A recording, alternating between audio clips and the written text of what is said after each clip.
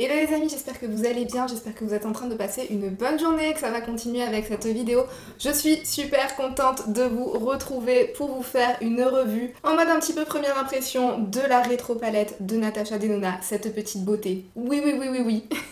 J'étais tellement pressée de vous faire cette vidéo là parce que j'étais tellement pressée de tester avec vous cette palette. Au programme, je vais vous dire tout ce qu'il y a à savoir sur cette petite beauté, je vais vous donner tous les détails, on va réaliser ce look ensemble et il y aura plein de comparaisons. Juste avant de commencer, pensez à liker la vidéo, à vous abonner et à activer la cloche des notifications parce que non seulement ça fait super plaisir à Michael et à moi, mais en plus ça m'aide énormément avec l'algorithme YouTube, donc je vous serai super reconnaissante de passer quelques secondes pour faire ça. Pensez aussi à me laisser un petit commentaire par exemple si vous n'êtes pas inspiré. Vous pouvez me dire si vous êtes dans la team pink ou pas du tout. Est-ce que vous, le rose, vous en voulez partout ou c'est plutôt...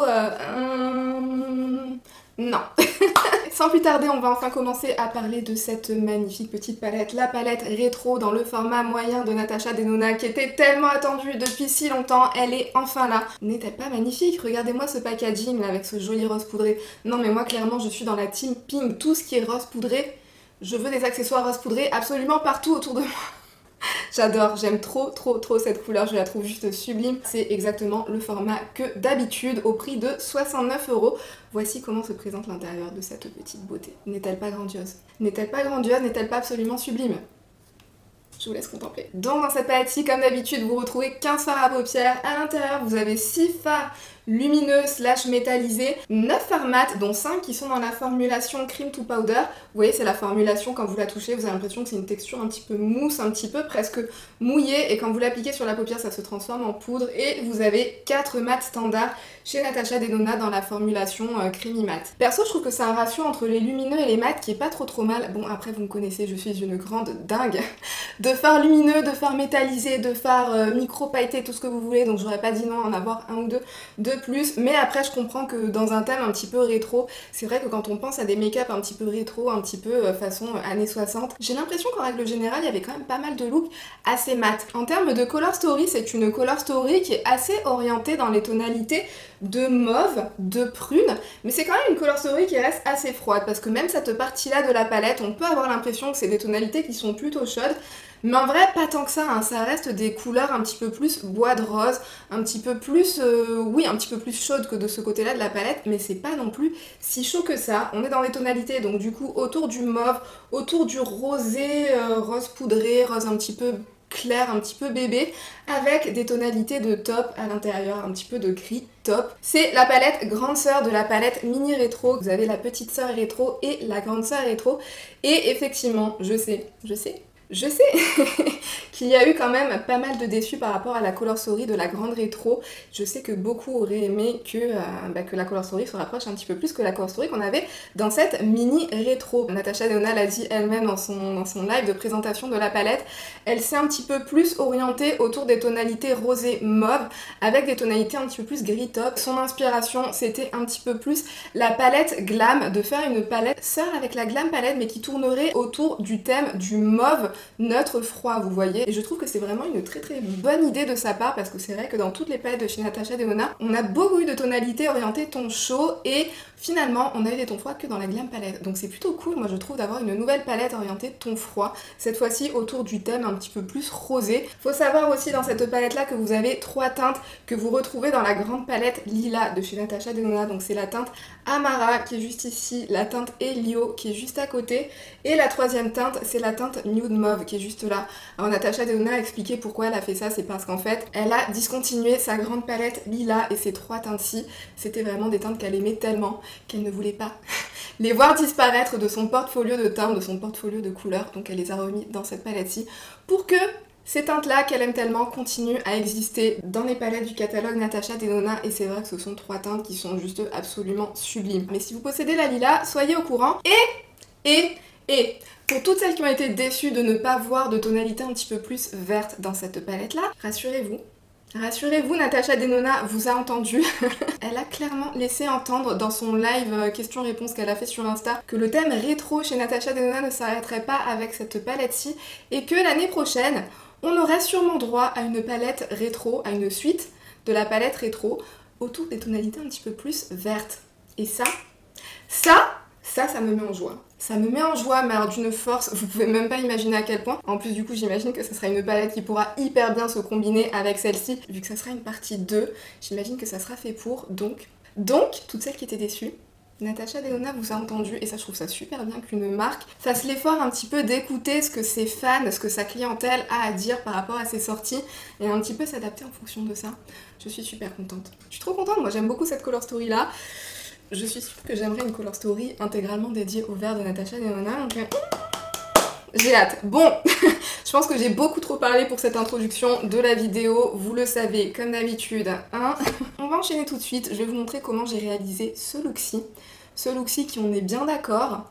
Pour toutes celles qui avaient peur que cette color story-ci tourne beaucoup trop autour du thème du rose, je sais pas vous, mais moi je ne vois absolument pas de rose dans ce look-là et j'ai utilisé énormément de teintes dans cette palette-là. Je les ai toutes utilisées à part les 4 qui sont juste ici. Hein. Et je sais pas si vous voyez du rose, mais moi j'en vois pas. Donc toutes celles qui avaient peur de ça par rapport à cette palette-là, rassurez-vous parce que c'est pas rose. Ok, c'est parti pour le make-up avec cette jolie petite beauté. Pour l'occasion, j'ai essayé de me faire un look un petit peu rétro, un tout petit peu rétro, un tout petit peu 60s, je sais pas si vous verrez l'inspiration ou si vous la verrez pas du tout, c'est juste un chignon à l'arrache avec des boucles d'oreilles en perles. Bref, on va passer au make-up avec cette palette-ci. Alors dans cette vidéo, je ne réaliserai qu'un seul look avec, tout simplement parce que je me suis dit que sinon ça serait beaucoup trop long si je vous faisais plusieurs looks dans une seule vidéo. Et en plus, il fait tellement chaud à l'intérieur là. Il fait 29 degrés dans ma pièce quand je suis en train de filmer, j'ai juste pas le courage. Par contre, si ça vous dit, je pensais à faire une vidéo dédiée où je pourrais faire genre 3-4 looks avec cette palette là pour vous montrer un petit peu toutes les possibilités qui moi pourraient me venir en tête quand je vois cette jolie petite merveille. Donc n'hésitez pas à me dire dans les commentaires si ça vous intéresserait de voir une vidéo qui arrivera très très vite. Alors je vais commencer tout d'abord par swatcher avec vous les fards lumineux qui sont dans cette palette parce que maintenant je pense qu'à ce stade on est au courant. Dans les palettes de Natasha Denona il y a toujours plusieurs formulations de fards, notamment dans les lumineux, et même dans cette palette-ci on a plusieurs creamy mat, donc je pense que je vais tester aussi les creamy mat, je vais les swatcher maintenant là en live avec vous parce qu'en général des fois on peut avoir des surprises entre la couleur qu'on voit dans le pan d'un creamy mat et ce qu'on peut voir une fois porté. Donc pour éviter les surprises, je vous recommanderais toujours de swatcher vos palettes Natasha Denona avant de les utiliser. La couleur psychédélique là, la couleur du milieu qui est censée être ce topper avec des multi-paillettes, on dirait un phare miroir. Ouh, cette luminosité, ça commence bien les amis. Non mais je vous raconte même pas à quel point ces fards swatchent bien. Alors là, les 6 premiers fards, c'est les métallisés de la palette. Alors vous avez les 2 premiers fards, c'est les 2 les plus clairs. C'est ceux qui sont dans ce fini extrêmement micro-pailleté. Ils sont un petit peu façon miroir, réfléchissant, juste magnifique. Vous avez les 2 d'après qui sont des métallisés, qui sont vraiment hyper lumineux. Celui-ci, là, ce top, regardez-moi la luminosité qui dégage. Donc c'est un truc de fou. Et ces deux-ci, c'est des fards métallisés. Mais vous voyez, c'est sa formulation des métallisés qui sont presque plus des satinés que vous pouvez appliquer sur toute votre paupière mobile, estomper un petit peu dans le creux de paupière. Ils font à la fois office de fards lumineux et de mat quand vous les estompez. Vous voyez, c'est ce genre de formulation-là. Un petit peu moins lumineuse, qui va pas contenir de micro-paillettes pour pouvoir justement assurer cette fonction un petit peu double emploi. Mais vous voyez qu'ils sont aussi très très beaux en termes de teinte. Les teintes sont juste trop belles. Et là, j'ai swatché les 4 creamy mat. Non, c'est les cream to powder, il me semble. Ouais, c'est les cream to powder pour voir un petit peu si ça diffère par rapport à ce qu'on peut voir dans le pan. Pour la plupart, ils ont quasiment la même couleur que ce que vous pouvez avoir dans le pan, sauf celui-ci, qui est quand même bien plus clair une fois swatché. C'est ce que je vous disais, des fois, vous pouvez avoir des surprises avec ces formulations cream to powder qui peuvent être un petit peu plus claires une fois swatché que ce qu'il y a dans le pan, et c'est souvent le cas avec les couleurs foncées et ça a pas raté, c'est le cas pour celle-ci. Bon, maintenant qu'on a une meilleure idée un petit peu des teintes qu'on va retrouver dans cette palette et des textures avec lesquelles on va s'amuser, il est temps de commencer à s'amuser. Qu'est-ce que vous en pensez? Moi j'ai super hâte en tout cas. Donc, ça me rend triste de ne faire qu'un seul look dans cette vidéo. J'espère que ça vous tentera que je fasse plus de looks avec cette petite merveille parce que j'ai tellement d'idées de looks qui me viennent en tête que là de n'en faire qu'un seul, je me dis mais comment je vais faire? J'en utilise absolument toutes les teintes dans cette palette, mais il va falloir faire des choix. Est-ce que j'ai pas oublié un cream to powder? Si, j'ai oublié un cream to powder. Eh, il y en a beaucoup dans cette palette, hein. Mais j'ai oublié de vous swatcher un cream to powder là, c'est celui-ci. Celui-là aussi, en fait, il y en a 5 dans la palette. Ouais, il est juste là, et celui-ci, il est aussi très très similaire une fois swatché à ce que vous voyez dans le pan. Quasiment identique, franchement, il swatche hyper bien là, ces cream to powder, on dirait du beurre. Oh, Ils sont trop beaux. Je pense que du coup dans cette vidéo je vais essayer de tester pas mal des formulations cream to powder parce qu'on le sait que les mats et les creamy mats, je pense, enfin les mats en formulation poudre de chez Natasha Denona sont juste excellents. Des fois on peut avoir un petit peu plus de problèmes avec les cream to powder, donc je vais tester ceux-ci en priorité pour être sûre. Que ça se passera bien, parce que les autres on le sait déjà. Que ça se passera bien, on la connaît Natasha Denona à force. Hein. Bon, par quoi est-ce que je vais commencer du coup? Trêve de blabla. Je pense que je vais commencer par ce farci là, ce magnifique mauve que je vais appliquer au niveau de la transition. Il est super joli, il est pas trop froid pour que ça aille quand même sur une carnation comme la mienne, parce que des fois j'ai un petit peu peur moi de ces teintes-ci sur ma carnation. Oh là là, il est joli ce fard, il est super chouki. Super chouki. On aura tout entendu pour décrire un phare, mais alors super chouki, je pense que c'est la première fois que vous entendez ça, et vous entendez ça que sur ma chaîne à mon avis. Vous n'êtes pas déçus de vous être abonné, hein, n'est-ce pas? Oh, il est hyper facile à travailler, franchement, il s'estompe, il se travaille tout seul. Alors je vais juste estomper un petit peu les bords de ce que j'ai fait très haut avec le fard Vivienne, qui est juste ici, c'est un autre cream to powder. J'aime beaucoup ce joli petit lavande. Je vais essayer d'intensifier un petit peu cette couleur avec le fard Nude Mauve, c'est celui qui est juste là, que je vais aussi appliquer du coup au niveau de la transition. C'est un mauve avec un petit reflet top à l'intérieur, ou bien c'est plutôt un top avec un petit reflet mauve. Ça se mélange plutôt pas mal, hein.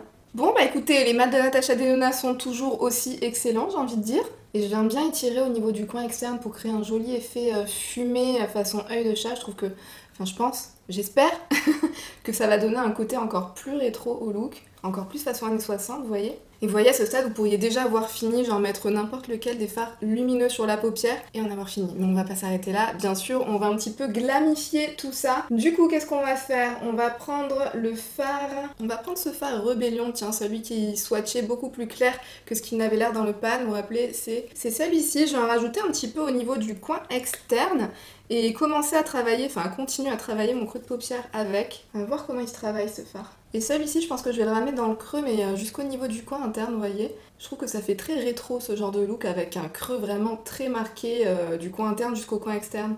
Bon écoutez, ça se passe très bien, j'ai aucun souci à travailler ce fard là. Je sens qu'on a une palette gagnante. Je vais continuer du coup à intensifier encore plus tout ça. Cette fois-ci je vais prendre du coup ce fard-ci et je vais faire la même chose, mais en essayant de rester un petit peu plus bas dans le creux et le coin externe. C'est juste pour essayer de bien voir la différence entre les deux fards, vous voyez, entre ce fard-ci et ce fard-là, parce que dans les pans, ils ont l'air d'être assez similaires. Bon, on a vu en swatch que celui-ci, du coup, était un petit peu plus clair que ce qu'il ne paraissait dans le pan, mais pour voir si une fois porté sur la paupière, on verra la différence. Ouais, il est quand même plus foncé. Il est beaucoup plus aubergine que le précédent. Le précédent, lui, il était beaucoup plus prune burgundy. Ok, bon maintenant, à ce stade, j'hésite beaucoup, j'ai besoin de votre aide. Quel fard lumineux est-ce que je vais utiliser sur ma paupière? Celui-ci ou celui-là? Ah, j'hésite. Je pense que je vais utiliser celui-ci parce que je suis restée dans la partie des mats qui sont quand même assez froids de la palette. Je suis pas trop allée m'aventurer du côté des mats qui sont un petit peu plus chauds. Donc je vais partir sur le fard métallisé le plus froid de la palette. Je pense que ça sera mieux comme ça. Hein, on va la jouer safe, on va pas s'aventurer à prendre de risques. Magnifique ce fard.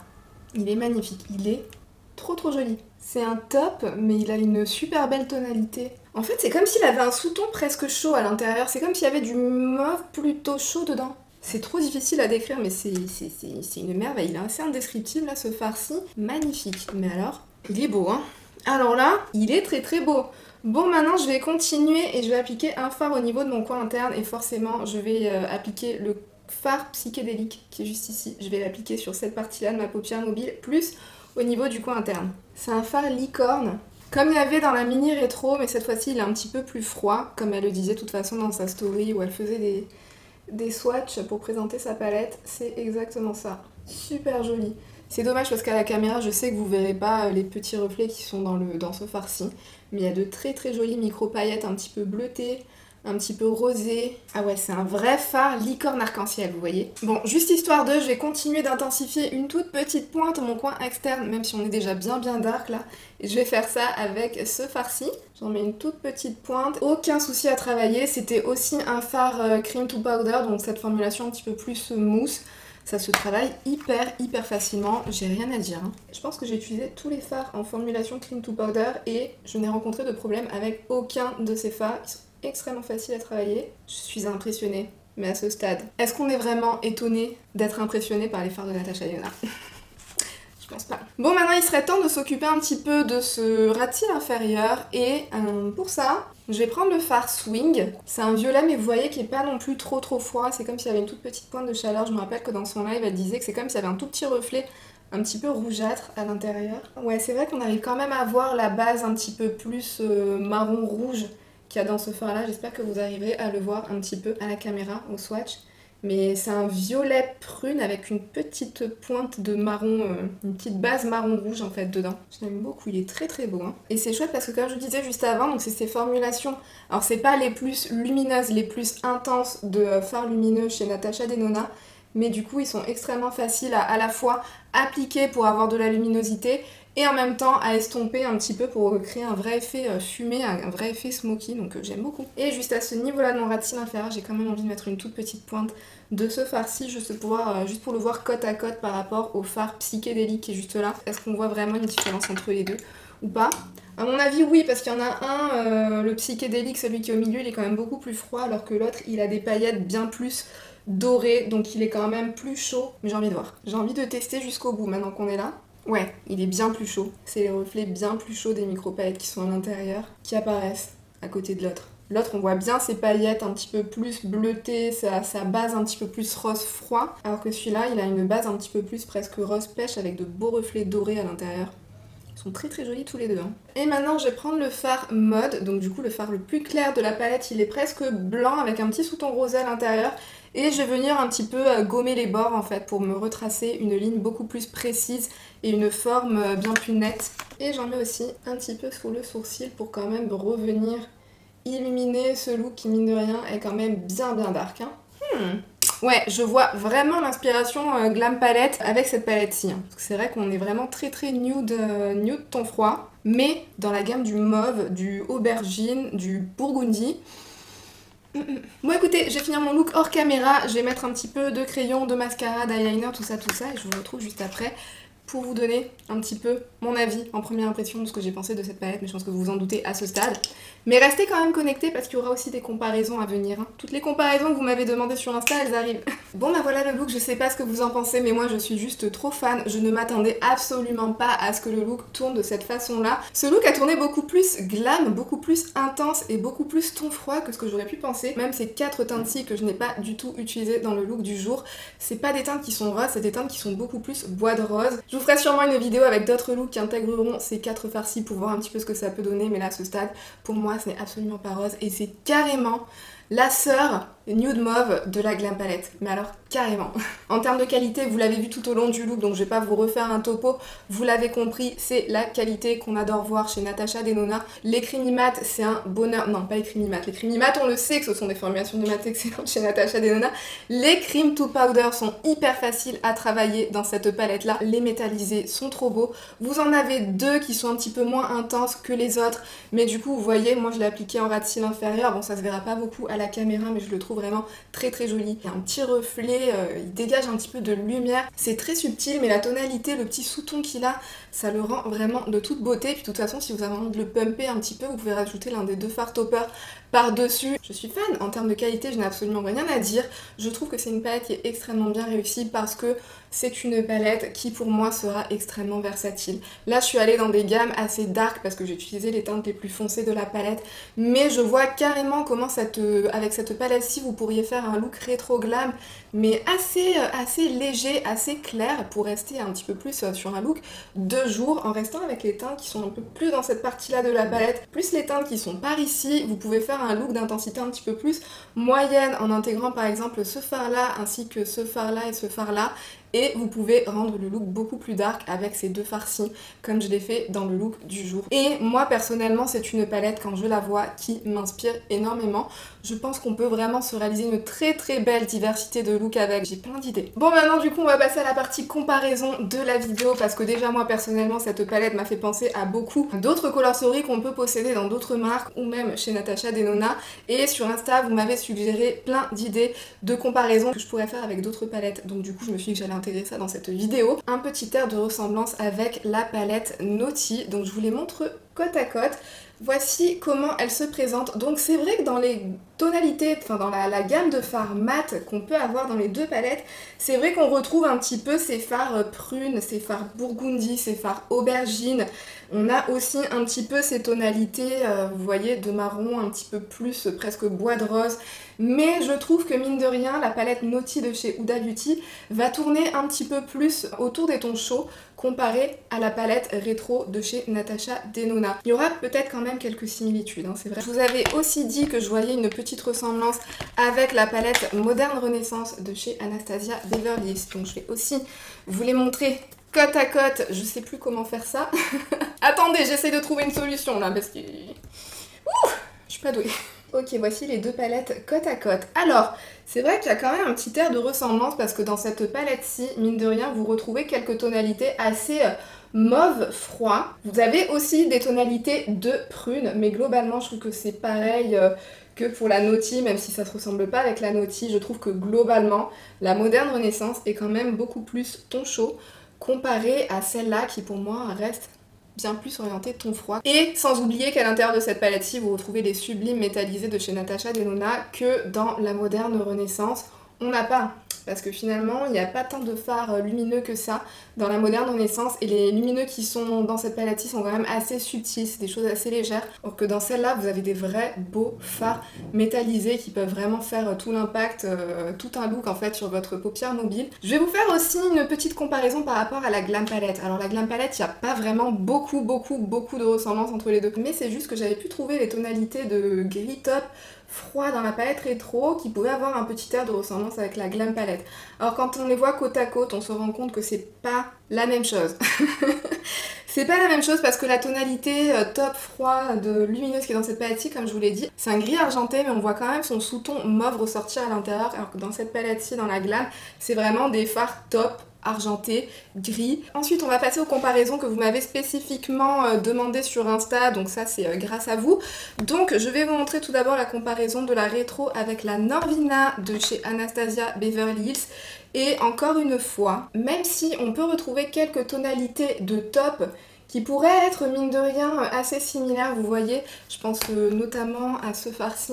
Par exemple, dans la Norvina, il y a aussi ce fard-là, par exemple. Vous savez ce que j'allais dire, c'est pas exactement la même chose. Et puis de toute façon, avec cette palette-ci, c'est quand même très orienté autour du thème du mauve, du rose gold avec des petits sous-tons de mauve. Celle-ci, pour moi, elle va tourner quand même un petit peu plus autour de l'aubergine, du prune, du mauve, un petit peu de bois de rose aussi. Donc est-ce que vous pourriez faire un look assez similaire peut-être? Pour moi on est sur une autre vibes, la vibes globale de la palette, l'idée globale de la palette. Après vous m'avez aussi demandé une comparaison avec la palette New Nudes de chez Huda Beauty ainsi que la Nude Light. Voici ce qu'elle donne côte à côte. Alors oui c'est vrai que dans la New Nude on a des tonalités un petit peu mauve, froide, pas ici, je sais pas comment vous les montrer, et on a un petit peu de aubergine, mais sinon à part ça, la ressemblance s'arrête, elle s'arrête là, parce que mine de rien, avec la New Nude, les looks tournent assez rose, dans le rose clair, dans le rose mauve, mais les looks tournent quand même assez rose avec cette palette-ci, alors que cette palette-là, je vois pas comment on pourrait avoir un look rose avec, hein. À tester, mais là comme ça, je vois pas comment on pourrait finir avec un look rose avec cette palette-là.